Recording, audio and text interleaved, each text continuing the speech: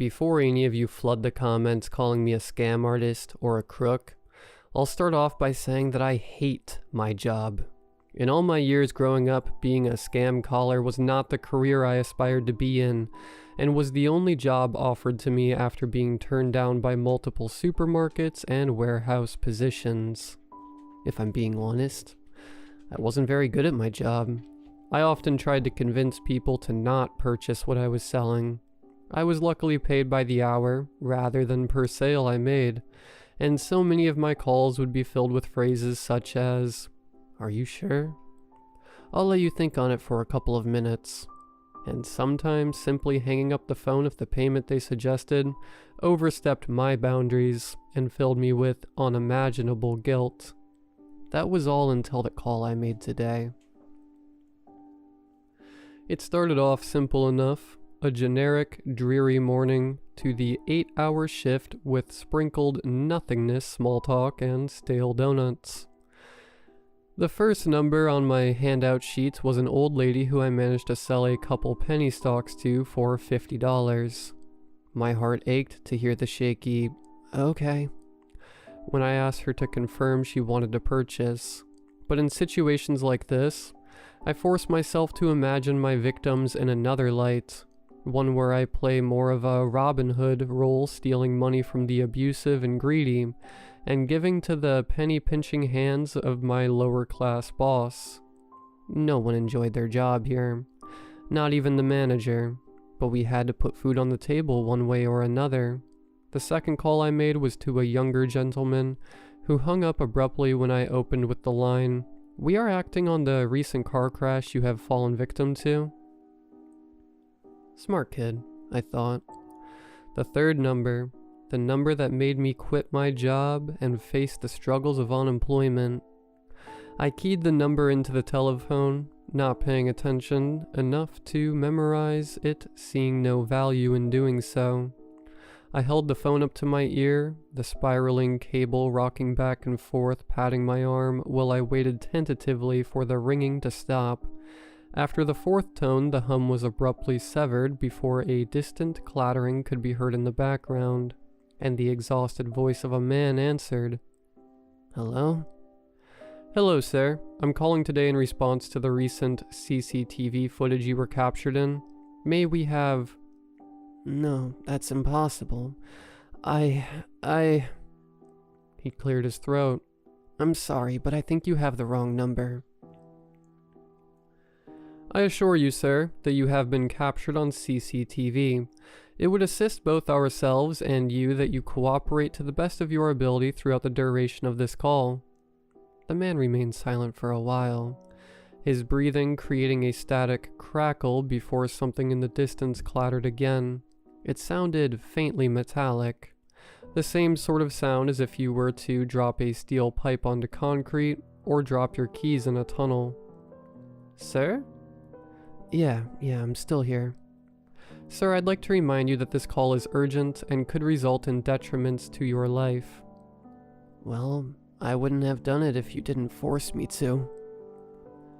"I'm sorry, sir, but I need you to take this seriously. We have contacted a lawyer on your behalf and require a sum of $100 for early payment." "What do I need a lawyer for? You told me this would be off the records." "I'm sorry, sir, but the authorities will not overlook the CCTV footage." The man scoffed, sending a wave of static crackling down the line that pierced my ears before an ensemble of echoing footsteps broke the silence as the man began to heave. "Do you know how hard it is being alone?" "I'm sorry, sir, but I don't think that—" "It's soul-destroying. You said it yourself. You said that I wouldn't be alone again." This was followed by silence before I heard a loud slam of what I can only describe as sounding like a submarine door or a bunker. "Sir, I think you're getting me—" "Oh no, you've been calling me. I don't know how, but you're always there. I don't even answer the phone, not alone does it ring. But whenever I pick up the phone for anything, you're there." I felt as if I were close to making a sell. I thought that changing tactics would ignite something in him more cooperative. "Yes, I have, sir. Everything I said is true, but that doesn't expel the fact that you have been caught on CCTV, and we need to do something about it. But there weren't any cameras at her house. The hairs on my arms and neck stuck up on end. Okay, sir. What is your name? With that, we can compare it with the records provided to us by the police and determine whether you were involved. Is this a test? Sir, I assure you this isn't a test. You said I didn't have one. Have what? A name. You said I would be granted one after. After what, sir? Everything. You said that way I wouldn't get lost, that I wouldn't be alone, and that you would find me. I mean, you found me. You found me. I did as you said, and you found me. What's my name? Please, I must know. Sir, I don't Wait, what? What are you talking about? Then why did you tell me to do it? Why? The clattering became louder now, the man's footsteps increasing in speed, breaking into a sprint of heavy repeated steps, until another slam was heard, possibly created by his own impact. Shut up, shut up, shut up, shut up. Sir, are you... She won't quit rattling. You told me she wouldn't mind. You said I was saving her. Sir, whatever it is you're about to do, please contact the police immediately. This will do no good for the case already stacked against you.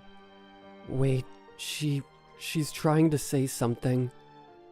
A sound of tearing fabric crackled down the line, followed by a cacophony of mumbled groans before a gasp broke the tension so loud it was as if the man had resuscitated her back to life.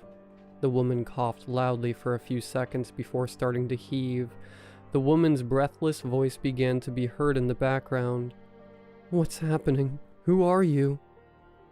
I don't know. He won't tell me. Sir, release the woman immediately. I can't.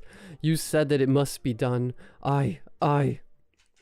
Sir, I repeat, do not do anything to the girl. This is not a test. How do I know? You said that before. You've said that hundreds of times, and when I believe you, you punish me. You make me alone again. Sir, there must be another way. You said it was either her or the Red Shoe House. You made me choose. The woman's older, so I... Let me go, you psychopath. Shut up. My body jerked in revolt at the sound. A meaty thud. The spray of blood and skin flying through the air, infecting my imagination. It was like a geyser. A quick burst of something that sounded wet and dense, crackling into static, masking screams and cries for a brief second that I could barely hear in the background. The sounds that followed have plagued my ears for hours, deafening the world around me into tone-deaf ramblings. The thuds continued in static bursts down the line.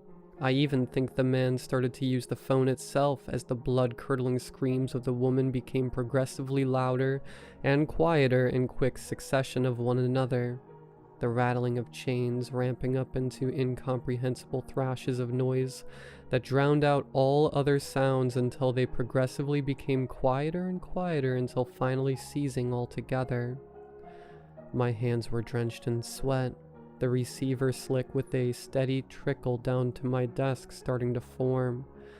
My mouth agape and sapped of moisture, I remained frozen in suspended terror for what was about to follow. The man grunted with each thud. It must have lasted 10 minutes before the man stopped breathlessly trying to speak. It's done. I couldn't respond. My eyes bulged out of their sockets in disbelief. There is a fourth response to the flight or fight response, and I have achieved it. Fight, flight, freeze, and deafen.